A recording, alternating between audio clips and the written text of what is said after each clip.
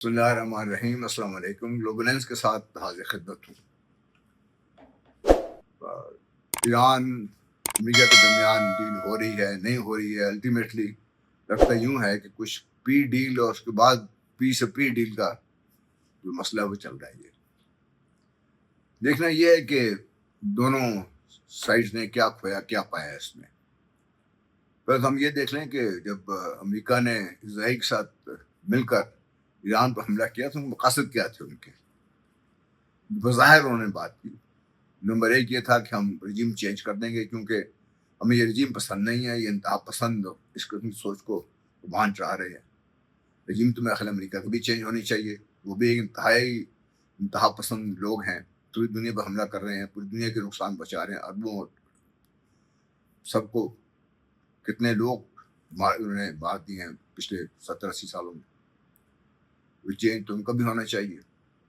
دوسرا مقصد یہ تھا کہ ایران جو اپنے یورینیم کو اس نے انرچ کیا ہوا ہے اس کو ختم کرنا ہے. ہم نے ایران کی اس قبضے کو ختم کرنا ہے. پھر تو اسرائیل کی بھی ختم ہونی چاہیے, امریکہ بھی ختم ہونی چاہیے, برطانیہ کی, فرانس کی, سب کی ختم ہونی چاہیے. ایران کی کیوں؟ وہ کہہ رہے ہیں, ٹرمپ صاحب کہہ رہے ہیں کہ اگر میں نہ بیچ میں آتا تو ابھی تک ایران نے اسرائیل کو تباہ کر دیا ہوتا. ٹرمپ صاحب آپ بھی ہوش میں ہیں, ہم بھی بات سمجھتے ہیں کہ ایران نے کبھی اس قسم کی نہ بات کی ہے, نہ ہی وہ اس قسم کا ارادہ رکھتا تھا, اور نہ ہی امریکہ میں کسی صدر کی یہ جرت ہے کہ وہ اسرائیل کو تباہ ہونے دے. کیونکہ جو بائیڈن جب یہ سینیٹر تھے اور فارن افیئرس کمیٹی کے چیئرمین تھے, انہوں نے بڑا واضح کہا تھا اگر اس خطے میں اسرائیل نہ ہوتا تو ہمیں اسرائیل بنانا پڑتا. آپ کے تو اسٹریٹجی مقاصد کے تحت یہ اسرائیل یہاں قائم ہوا ہوا ہے. پھر یہ تھا کہ street of harms per control وغیرہ وغیرہ سارے. کیا انہوں نے سب کچھ اچیو کر لیا ہے؟ اب جو بات چیت ہو رہی ہے اس میں جو شکیں ہیں ابھی تک تو کچھ سامنے آئی ہیں کچھ سامنے نہیں آئی ہیں. کیا ان سے امریکہ نے اپنے مقاصد حاصل کر لیے ہیں, یا ایران اس حد تک مضبوط نظر آیا اس نے امریکہ کے مقاصد کو نہ صرف ناکام بنایا بلکہ اب الٹا ایک مسئلہ امریکہ کے لیے بن گیا ہوا ہے. دیکھیے اب تک نہ تو رجیم چینج ہو سکی ہے, نہ ہی ایران نے اپنا جو یورینیم انرچ تھا وہ دینے کا کوئی ابھی تک اندیا دیا ہے. اسٹریٹ آف ہارمز پہلے بھی کھلی تھی. ٹرمپ صاحب اور اسرائیل حملہ نہ کرتے تو اسٹریٹ آف ہارمز کا مسئلہ نہ بنتا. اب ٹرمپ صاحب نے ایک اپنے یہ مقصد بھی بنا لیا کہ اسٹریٹ آف ہارمز کو کھولنا ہے. ہم نے پہلے کھلی ہوئی تھی, آپ نے جب اگر یہ نہ حرکت کرتے تو کھلی تھی. جو اسٹیکنگ پوائنٹ سے مجھے نظر آ رہے ہیں وہ, اور جس وجہ سے مجھے شک ہے کہ یہ جو سگنیچرز کی طرف ہم جا رہے ہیں 19 کو اللہ کرے ہو جائے, کیونکہ دنیا کو امن کی ضرورت ہے. لیکن جو چند ایک ایسے نکات ہیں جس کی بنا پر میں سمجھتا ہوں کہ ابھی بھی خطرہ ہے. نمبر ایک, نتن یاہو صاحب نے بڑا واضح کہا ہے کہ ہم لبنان سے پیچھے نہیں ہٹیں گے, ہم آگے بڑھتے رہیں گے, اور حزب اللہ کو ختم کرنے کا بہانہ تو ان کا یہ ہے, لیکن وہ لبنان پر باقاعدہ اس کا ایک قبضہ کر کے اسے آگے بڑھنے کا ان کا ارادہ ہے. کہاں جائیں گے اس کے بارے میں مجھے کوئی شک نہیں. دوسرا جو یورینیم کی انویسٹمنٹ کا ایشو ہے, ایران اس پر بھی اڑا ہوا ہے, اور واقعات بھی بنتا ہے اگر وہ اپنے وہ پرامن مقاصد کے لیے اس کو انرچ کر رہے ہیں تو پھر ایران کو کیوں روکا جا رہا ہے اس سے؟ کیا 19 تاریخ کو جو ایک تاریخ دی گئی ہے کہ جب یہ سائن ہوں گا باقاعدہ الیکٹرانک سگنیچر تو ہو چکے ہوئے ہیں ایم یو پر, کہ اس وقت تک اگلے 3 دنوں میں یہ مقاصد سب کچھ پورا ہو جائے گا؟ کیا ایرانی وزیر خارجہ نے جو بیان دیا ہے انہوں نے کہا ہے کہ لبنان اور حزب اللہ اس پر کوئی بھی حملہ ہم برداشت نہیں کریں گے, اور ایک طرح سے انہوں نے اشارہ دیا ہے کہ اسرائیل کو لبنان خالی کرنا پڑے گا.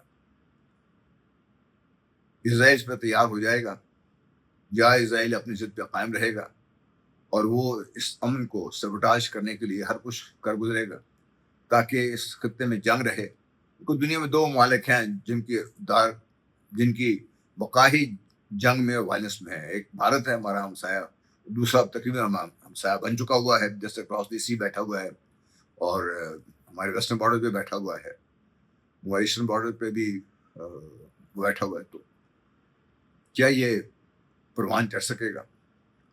امید کرنی چاہیے، دعا کرنی چاہیے. ہاں، ایران کے بارے میں بڑی اچھی خبریں آ رہی ہیں. انہوں نے کہا ہے کہ ہم نے 140 ملین بیرل تیل تیار کر رکھا ہے، جو ہی یہ پابندیاں اٹھیں گی بہت سے ملکوں نے ہم سے درخواست کی ہے، ہم یہ تیل بیچنا شروع کر دیں گے. تیل کی قیمتیں جو منڈی میں $100 سے اوپر چلی گئی تھی، اب وہ 80 کے قریب آ گئی ہوئی ہیں، اور یہ 28 فروری سے پہلے جو قیمت تھی تقریباً $70 فی بیرل، وہاں تک شاید آ جائیں گی قیمتیں. دنیا میں یہ جو ایک سپلائی چین متاثر ہوئی ہے اور جو مسائل بنے ہیں وہ آہستہ آہستہ حل ہونا شروع ہو جائیں گے. اگر امن نہیں ہوگا تو پھر یہ جنگ کہیں بھی جا سکتی ہے. اگر آپ کو یاد ہو، جب یہ جنگ شروع ہوئی تھی اس وقت سے بات چیت ہو رہی تھی کہ امریکہ تو شاید نہ کرے، لیکن اسرائیل کسی نہ کسی سٹیج پر اپنے ٹیکٹیکل نیوکلیئر ویپن استعمال کر سکتا ہے ایران پر. اب وہ سارے جس طرح انتہائی غصے میں ہے اسرائیل بھی اور امریکہ بھی، کیونکہ ان کا کوئی مقصد پورا ہوتا ہوا نظر نہیں آ رہا. البتہ یہ بات ضرور ہے کہ پاکستان کی جو کوششیں تھیں الحمدللہ وہ برابر ثابت ہوئی ہیں. امن کی طرف ہم بڑھ رہے ہیں. اللہ تعالیٰ کرے امن ہو جائے. ہماری ٹیم پاکستان نے بہت بہت محنت کی. ہم سب کو ان کا تعریف بھی کرنا چاہیے، شکریہ ادا کرنا چاہیے، دنیا کو شکریہ ادا کرنا چاہیے. کیونکہ اس اسٹیج پر جس وقت پاکستان نے یہ بیڑا اٹھایا ہے اس وقت کوئی ایسا ملک نہیں تھا جو یہ اس بات چیت میں شامل ہو سکتا. مغربی دنیا بالکل الگ تھا، وہ بیٹھ گئی تھی. عربوں میں سے کوئی ایسا تھا نہیں، وہ پارٹی تھے باقاعدہ. اس میں پاکستان ایک ایسا ملک تھا جو سب سے بات چیت کر سکتا تھا، اور پاکستان نے کی. اور اللہ کرے پاکستان کی کوششیں یہ برابر ثابت ہوں. بعد میں مصر بھی شامل ہوا، ترکی بھی شامل ہو گیا، سعودی عربیہ نے بہت زیادہ پاکستان کا ساتھ دیا، اس طرح قطر نے بھی بہت زیادہ ساتھ دیا. تو ان سب مسلم ممالک کی کوششوں سے ہم یہاں تک پہنچے ہیں. اللہ کرے یہ امن پائیدار ہو، اور اللہ کرے کہ اسرائیل کو روکنے کے لیے امریکہ کوئی صدر تو آ جائے جو اسرائیل کو روک سکے. بہت بہت شکریہ. اللہ حافظ.